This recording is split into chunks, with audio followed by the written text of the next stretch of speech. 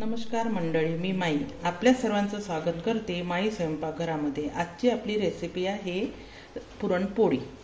चला तर याला लागणारी सामग्री बघूया। हरभऱ्याची डाळ मी 1 ग्लास घेतलेली आहे, तेवढाच 1 ग्लास साखर, थोडं मीठ आणि जायफळ आणि विलायची पूड।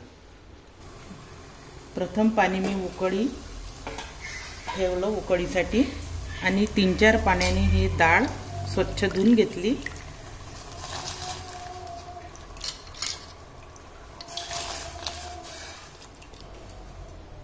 पूर्ण डाळ मी आता याच्यामध्ये टाकून घेतली। आता परत याला उकळी येऊ देऊ आपण। याचा फेस काढायचा आहे आपल्याला। मी हा फेस काढून घेते।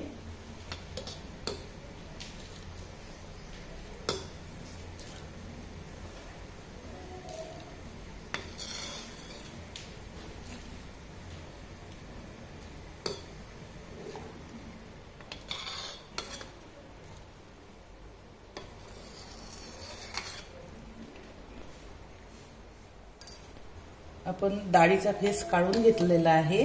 आता हे कुकर मध्ये ठेवू आपण। याला 4 शिट्या येऊ देऊ।